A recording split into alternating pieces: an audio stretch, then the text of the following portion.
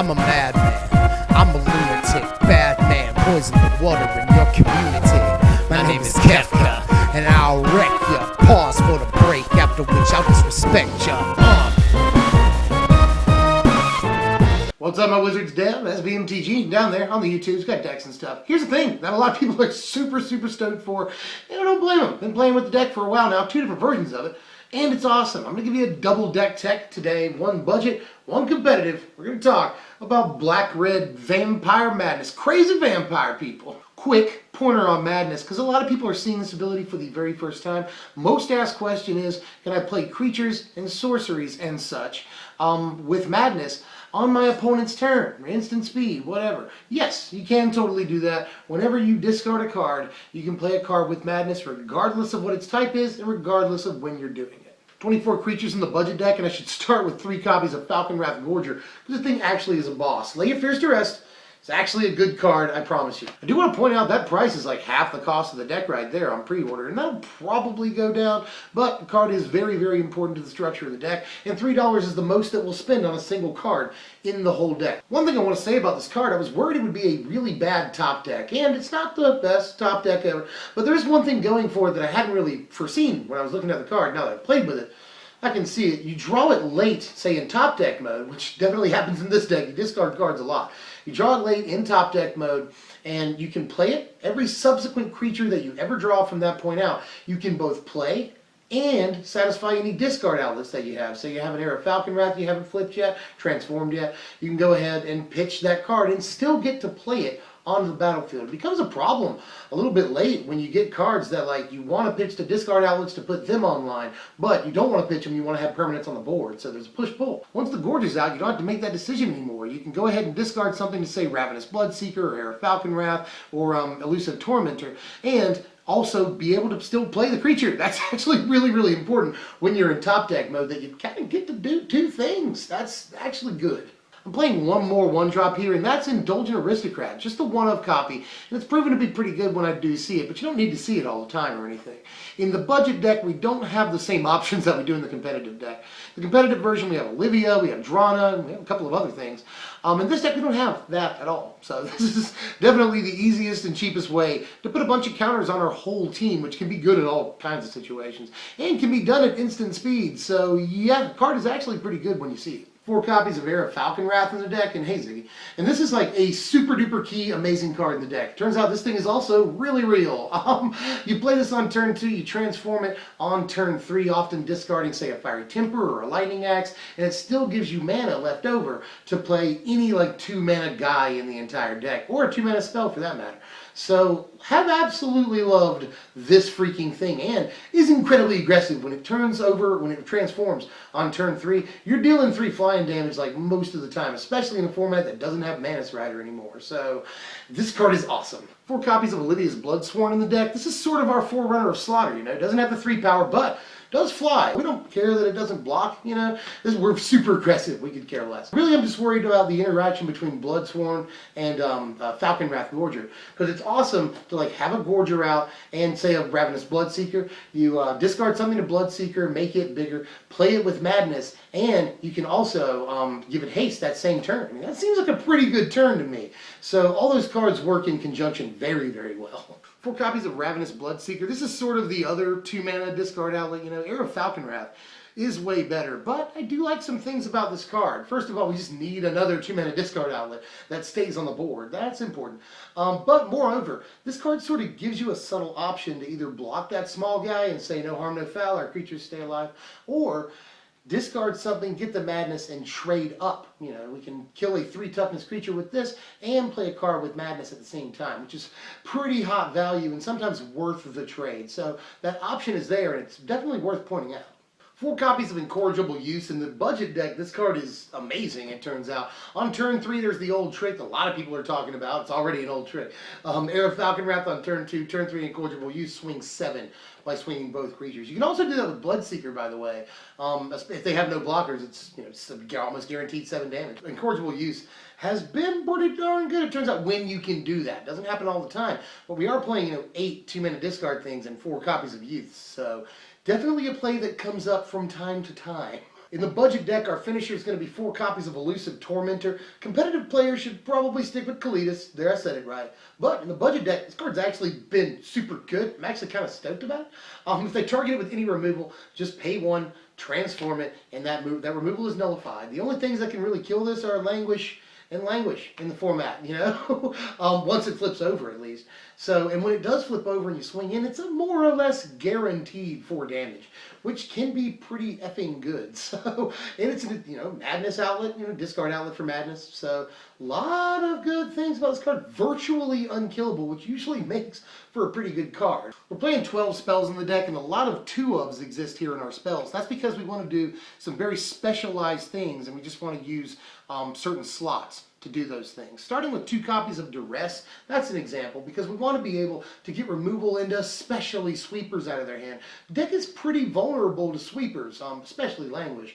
So we've got to be able to do something about that, and we even want to get like targeted removal and counter spells even out of their hand in the early game, and Duress is perfect for all those things. We have pretty poor game against control, and we want all the main deck options we can to do something against that, because we don't want to just like automatically concede game 1. So Duress is a very important option. And even if we're not up against control, it does lots of things for us against lots of decks. I'm playing 2 copies of Lightning Axe, which you may notice I'm counting as a 1-drop. I have yet to play this for its full mana cost. I have only ever played it for 1. And the card is fantastic. It turns out I've just really liked a lot about Lightning Axe. It's like feels better than Roast to me. Lightning Axe always finds a target and is always cast for 1. So I'm actually thinking about upping the copies, but it's just traditionally you want to play something this highly specialized, add a 2-of, but I think it could be a 3-of, even though it only hits creatures. I think it could. We're playing 2 copies of Sinister Concoction here, because it's a Madness outlet that kills a guy for essentially 1 mana, you know, 2 mana spread out over 2 turns, or just 2 mana all at once. And we don't really care about putting the card from the top of our library. Who cares? We don't care about the life. Just kill that guy for as cheaply as possible and allow me to discard a card. We're playing 2 copies of Macabre Waltz. They want to Languish us? That's totally fine. We'll use this, get 2 guys back into our hand, and Fiery Temper them. Who cares, you know? So just really, really good response to a Languish, Radiant Flames, Kozilek's Return, whatever they do, you know? So definitely, I think, worth main decking this. 4 copies of Fiery Temper, because Fiery Temper just probably the best card in red that they'll preview with Madness for just like mainstream play, you know. They may, you know, print something that gets a little bit of play out of red, but just Fiery Temper is just the quintessential utility Madness card. And we have to play all 4 copies because at times it's a lightning bolt. As a matter of fact, kind of often it's a lightning bolt. And this feels sort of unfair occasionally because you're like, I just played lightning bolt in standard. But honestly, this might be like one of the most powerful cards in the entire deck. Like, even if you're playing it for 3 mana, you don't care. You know, whatever. Just deal damage to your face. And it's very important for its ability to do that too, you know. Put your opponent in range of burn. Just burn them out with a Fiery Temper or 2. It happens. Here are the lands in the budget deck right here, and really, you know, I'd like to play Smoldering Marsh if you had the money to do that, but this is all we really need to do. I mean, we've been playing, you know, way back in the day, we used to play nothing but basic. Totally fine with that, and yeah, there are probably some lands that you could use if you wanted to use the tap lands. They're just red-black, you know. You could do that. You could play more Evolving Wilds if you wanted to, but this spread has worked just fine for me, to be honest with you. Here's our sideboard right here. It's just basically pretty cut and dried, you know. More Duress. We're playing Fiery Impulse to deal with, you know, very small ball aggro. We're playing Lightning Axe just so that we can play more Lightning Axe. You know, I've already talked about I want to do that in the main anyway. Self-inflicted wound, very important against the Jutai, which there's really not that many checks and balances in the format for. Although we will have 2 to slaughter, so there's that. And Virulent Plague is very good against tokens decks. We're not creating tokens, so slap down your Virulent Plague against a lot of decks. And then Ultimate Price is good, again, against a lot of things. Just pretty cut and dry. We're not specializing too much. We're just sort of plugging up holes. And here are the power rankings right here. A final score of 59. Pretty good for a budget deck, and I actually think that it plays better than a 59, if that makes any sense. The deck's only going to cost you about 20 bucks to build, and will likely go down after pre-order hype does the same. That's the budget deck right there for you. I should probably give you the competitive deck. It's actually not as similar as you might think. There's a lot of different stuff going on here because we have access to a lot of very powerful cards. Red and black are super powerful colors right now. 23 creatures in the competitive deck, and there is a way in which the budget deck and the competitive deck are similar. We're playing 3 copies of Falcon Wrath Gorger for all the same reasons, you know. Just Falcon Wrath Gorger, you guys, you know, 1 mana, 2/1. We don't want to play all the 1-drops in the world, and this deck could get away with not playing 1-drops if they didn't have one that did this, you know. This card could cost 2 mana, and we would probably still play it. 4 copies of Aire Falconwrath in the deck. Another way the decks are similar, because this card is just super key and critical to what the deck wants to do. You know, discard outlet that enables madness and flies over for 3, is evasive, just everything about the card is super dope and bomb and boss. So yeah, we'll play it. Here's where things veer off a little bit, and I haven't even previewed this card in a spoiler video yet. First time I get to talk about it, and I've played with it a good bit in the last day and a half here. 4 copies of Asylum Visitor, and people are calling this either the new Bob or the new Blood Scrivener. I think it definitely falls somewhere in between on the spectrum. One thing about it is that it's a little bit cooler than Bob in that you lose the 1 life as opposed to converted mana cost. That could be good, although you lose 1 life whether you draw a land or not, so that kind of sucks. But 3-1 is definitely better than 2-1, right? Yeah, maybe.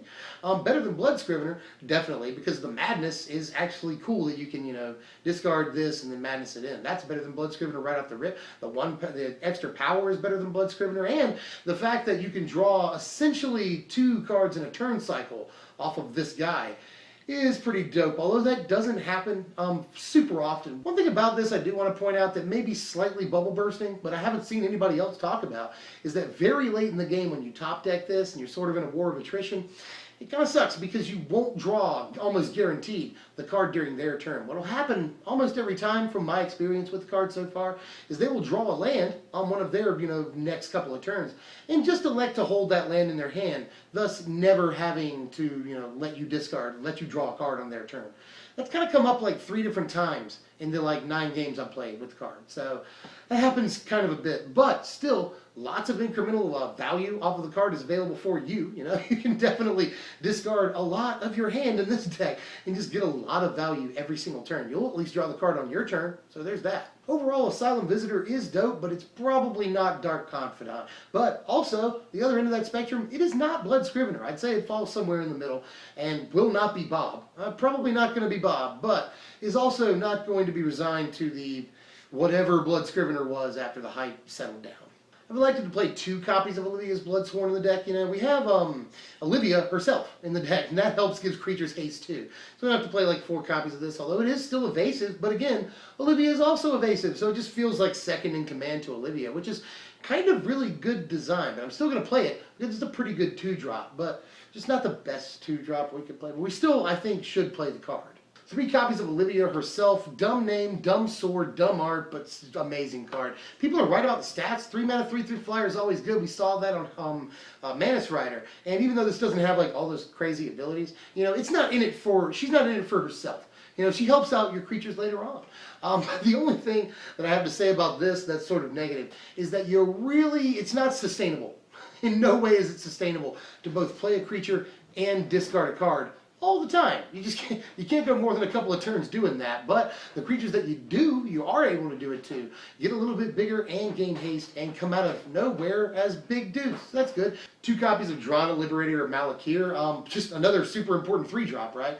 But I want to play 2 of her, 3 of Olivia. I think Olivia is a little bit more important. But the card works pretty well with Olivia, you know. Turn 3 Olivia, turn 4 haste this out. And giving it haste makes it a little bit more likely that it will go unblocked. So there is that. And then just give the rest of your team, including Olivia, a buff. So yeah, Drana's been pretty good, especially just after Olivia. That's where I do like to see her, but is also good with Olivia's Bloodsworn. That's not bad. Really, really good with Falconwrath Gorger, as are all of our vampires, but our 3-drops are fan-freaking-tastic with Gorger. You know, playing an Olivia with Flash, basically, is really, really good. And playing a Drana at the end of their turn is also awesome, because then it will really have a high chance of going unblocked. They'll do whatever it is they're going to do on their turn. You'll play Drana at the end of their turn, and their face will be like, ugh. 3 copies of Liliana in the deck. Pretty obvious card, right? And it looks like it would be kind of hard to flip her, but we're an aggro deck. We just kind of... Creatures die as a fact of life, so she'll flip fairly easily. And when she does flip, you get something that is not only a discard outlet for your madness, but also makes them discard at the same time. That's cool, and you can pitch things to discard outlets only to reanimate them later with Lily. So perfect fit for the deck, and again, fairly obvious. 2 copies of Kalidas to finish off the creatures here. Great finisher, as a matter of fact. Really resilient card. You know, we can pop right back up to our starting life total with a Kalidas in play. Not only that, Vampire. So good synergy with Gorger. We can essentially play this with Flash if we have a discard outlet. So I'd say it's pretty good, and has been pretty good at the end of their turn, playing a Kalidas or during a combat step. playing Kalitas can be awesome too. So lots of good things. We should probably just do this because the card can take over the game by itself if it wants to. 13 spells in the deck, and there's definitely some similarities. Starting with the 2 copies of Duress, same thing. We want to get sweepers out of their hand. Counter spells and removal. So 2 copies of Duress. Same thing with 2 copies of Lightning Axe. Just all the things I said about the budget decks ring true here, This is often very, every time I played it, cast for 1 mana and takes out the biggest guy on their side of the board. So that's good. We're also playing 2 copies of Sinister Concoction, just like the budget deck, because super amazing unconditional removal for as cheap as possible. 4 copies of Fiery Temper in the deck, because 4 copies of Fiery Temper, pretty much no matter what you do.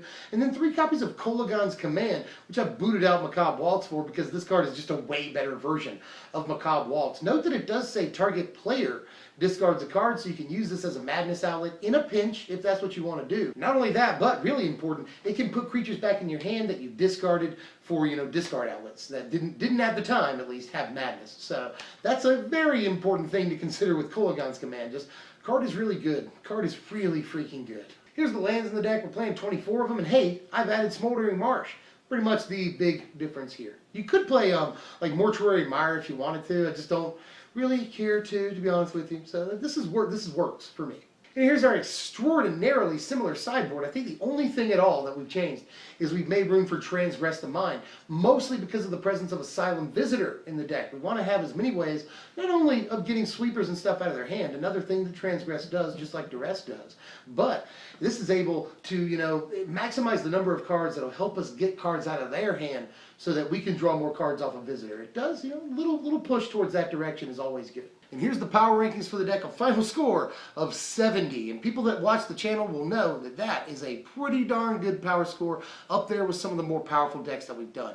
I think it's just because it's so good in the categories that it's good in, and is not really necessarily bad at anything. You see, there's no categories that are lower than a middling grade here. And that includes things like defense, because we've got, a fair amount of defensive cards. We've got ways to just kill creatures outright. We've got things that deal damage, things that do a lot of damage. Just to creatures.